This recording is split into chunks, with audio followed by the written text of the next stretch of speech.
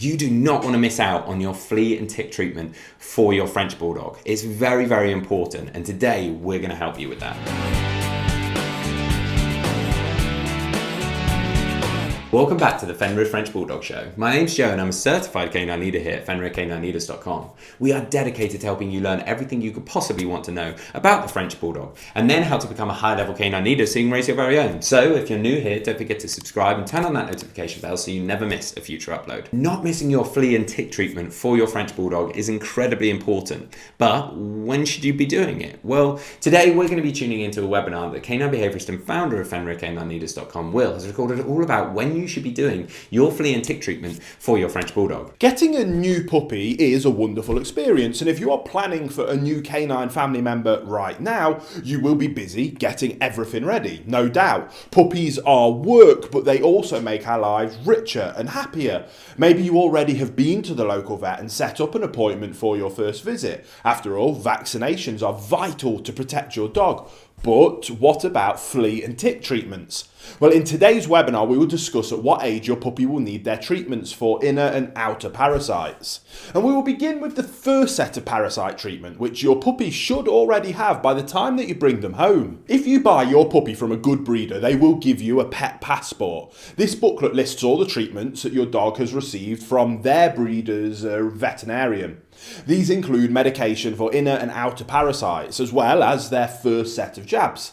Typically, the first health check and deworming on puppies is done 2 to 3 weeks after birth, then between 6 and 8 weeks of age. They get their first vaccination and another set of treatment to protect against fleas, worms and other parasites at that time.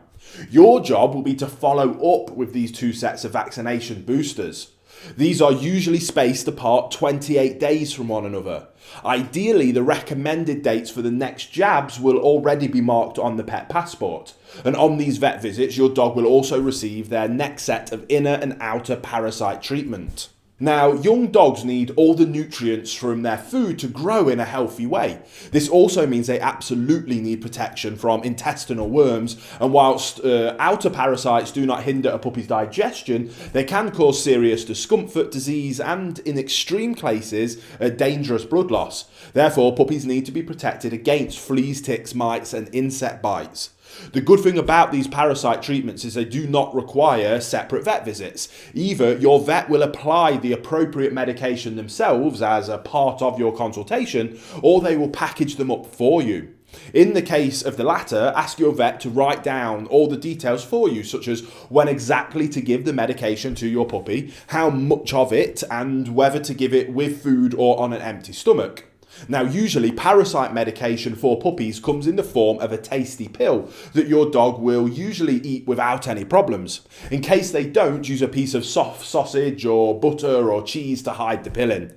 If you find yourself having trouble getting your puppy to swallow the medicine, ask your vet for help, and they have tons of clever ways to do it.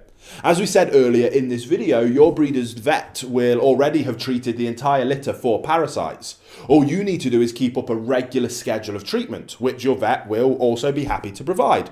Also, many vets will send you an email or a text message before your dog's next parasite treatment is due. So let's talk about the kind of parasites that puppies can get, and we'll start with internal parasites. Now, most people immediately think of intestinal worms when they hear the term internal parasites, but one of the most dangerous internal parasites for dogs is the heartworm, which is transmitted via mosquito bites.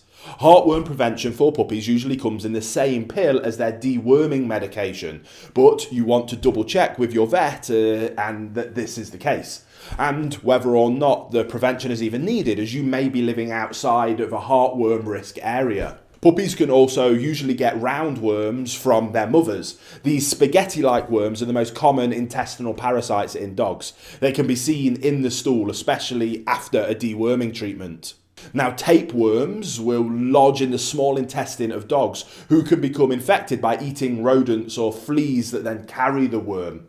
Tapeworms can appear in the excrement again, looking like grains of rice. Now, hookworm infection is often caused by puppies eating other dogs' excrements, and they cannot be detected in the dog's stool, so you won't see them. Whipworm infections are quite serious and can cause bloody diarrhea. Infection comes from swallowing contaminated soil, where the worm's eggs can survive there for years. They're some of the more common internal parasites, but there is also external parasites. And external parasites take nutrients from the dog's blood and can live either on top of the skin or within it. Some of them only cause superficial skin issues, whilst others are carriers for other more dangerous organisms. Lice, fleas and mites are the most common external parasite in dogs. Apart from pesky itching, they can cause severe allergy in young dogs. If your puppy is affected, you should treat all the pets in your household as well as their sleeping spaces. Ticks are quite a common external parasite in dogs. They mostly jump on the dog when walking through tall grass and scrubs or in the forest. Usually ticks cause only local skin irritations, but they can carry Lyme disease, which is why preventative treatment is a must for all dogs. And that wraps up our quick webinar about at what age your puppy will need parasite treatments and some rough overviews of the things that you need to be aware of. Again, we always advise that we're not vets, so speak to your local veterinarian as part of getting a new puppy and they'll be able to give you much more detailed advice. This is just a really good starting place. So I hope you enjoyed it, and I'll see you on the next webinar. There you have it, guys. Some really useful information from Will there, all about when you should be doing your flea and tick treatment for your French Bulldog. I really hope you enjoyed today's video. If so, get involved in the comments down below, as we would love to hear from you. Don't forget to subscribe and turn on that notification bell, as we have 2 dedicated videos coming out every single week. So I can't wait to see you in the next episode of the Fenrir French Bulldog Show.